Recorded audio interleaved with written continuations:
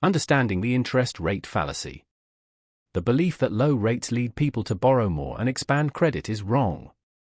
Quote, after the U.S. experience during the Great Depression, and after inflation and rising interest rates in the 1970s, and disinflation and falling interest rates in the 1980s, I thought the fallacy of identifying tight money with high interest rates and easy money with low interest rates was dead.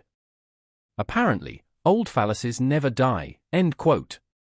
Milton Friedman, in Reviving Japan, 1998. In this article, I take a deeper look at a very common misconception about interest rates, namely, that low rates are a sign of easy money and stimulus. This misguided belief can lead people to make incorrect assessments about inflation and, by extension, their investment thesis. Today, we cover the interest rate fallacy. A large part of the conventional inflation story, drilled into us by the negligent economists in academia and at the Federal Reserve, is the belief that low rates lead people to borrow more and expand credit, essentially print money. They want us to believe the Fed sets rates low as an easy money policy to cause growth and inflation. On top of this, they promote the idea that low rates plus quantitative easing, QE, is extra inflationary, as if they are unleashing a biblical flood of liquidity and money printing. In other words, they are God in their story. All schools of thought that I'm familiar with agree that low rates are stimulatory, classical, Keynesian, monetarist, and even my beloved Austrian school. It's a nearly universally held dogma that is objectively wrong. Milton Friedman and the interest rate fallacy. The interest rate fallacy was outlined by Milton Friedman all the way back in 1968 in The Role of Monetary Policy, published by the American Economic Review. He wrote this prior to the Nixon shock, when the US was still on a gold standard, but the monetary system was already working as if it were a fully credit-based system. Here is the essential bit. Quote, as an empirical matter, low interest rates are a sign that monetary policy has been tight, in the sense that the quantity of money has grown slowly. High interest rates are a sign that monetary policy has been easy, in the sense that the quantity of money has grown rapidly.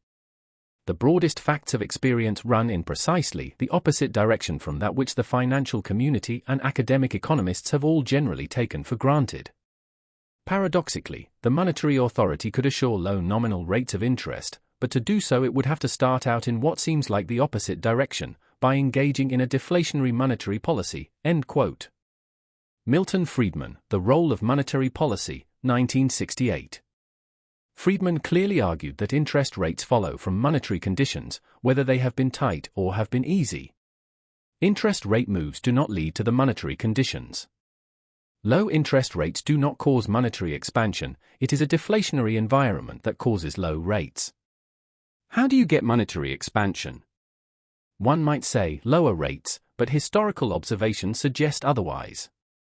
If we are stuck in an ultra-low interest rate environment, either the monetary conditions are naturally tight, or the Fed has made those conditions artificially tight somehow. Low rates do not mean easy monetary policy. There are essentially two possible monetary conditions, expanding or contracting. This means any period of contraction with low interest rates will naturally be followed by an expansion and, consequently, rising interest rates. This creates a pattern for our primate brains: low rates are followed by expansion. While technically true, it is not a causative relationship. Low rates could be followed by continued tight monetary conditions and even lower rates, but we wouldn't see this as a new instance of low rates. Eventually, expansion will return, and rates will begin to rise. Thus, you have low rates appearing to lead to expansion. Although Friedman said that monetary policy has been tight, he did not mean interest rate policy. I interpret this term as indicating monetary conditions, because he did not see interest rates as the all-consuming policy choice, or even a viable one. Quote, these considerations not only explain why monetary policy cannot peg interest rates, they also explain why interest rates are such a misleading indicator of whether monetary policy is tight or easy, because of the interest rate fallacy. For that, it is far better to look at the rate of change of the quantity of money. End quote. Milton Friedman, The Role of Monetary Policy, 1968. Friedman tied low rates to prevailing monetary conditions but stopped short of linking low rates directly to the level of economic growth. he stated that steady monetary growth can only provide a favorable climate for economic growth. Quote, "But steady monetary growth would provide a monetary climate favorable to the effective operation of those basic forces of enterprise, ingenuity, invention, hard work, and thrift that are the true springs of economic growth." End quote. Milton Friedman, The Role of Monetary Policy, 1968. Richard Werner on Growth and Interest Rates. 5 decades after Friedman, Richard Werner would find the empirical link between monetary conditions and economic growth through the lens of the interest rate fallacy. Werner, the German economist who coined the term quantitative easing, published a study in 2018 examining 50 years of data from the 4 major central banks in Germany, Japan, the UK, and the US, comparing economic growth and interest rates from 1957 to 2008. What Werner found was that interest rates actually followed the direction of economic growth. Instead of acting as a causal factor for economic expansion, interest rates are the dependent variable that mirrors levels of growth in the economy. This discovery directly contradicts the conventional view that interest rates drive economic expansion.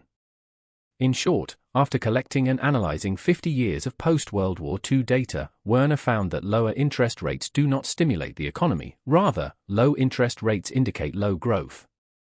Now, we have 2 key insights from Werner's findings that align closely with Friedman's interest rate fallacy. For Friedman, tight monetary conditions led to low interest rates. For Werner, low growth led to low interest rates. Together, they show that low interest rates signify tight money and low growth in a credit-based system. Conversely, if there is easy money, i.e., accelerating money printing, rates will not be low. Today, persistently low and negative rates worldwide cannot signify high levels of money printing. Instead, they indicate that money printing has been muted or declining.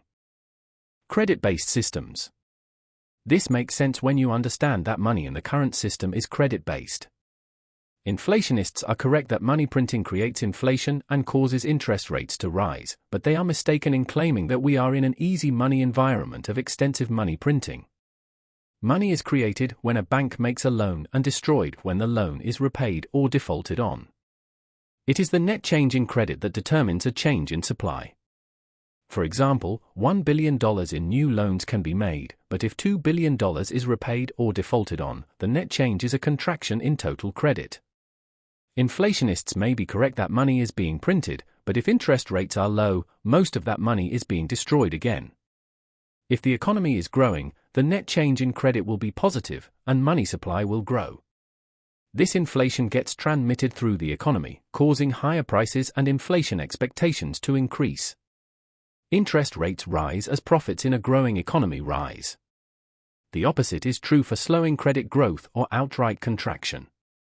In a credit-based financial system, all that is needed for financial conditions to tighten is for credit growth to slow. Economic calculations based on a higher growth rate are challenged by a slowing economy. This makes loans harder to service in a tightening financial climate, even if credit is still expanding nominally.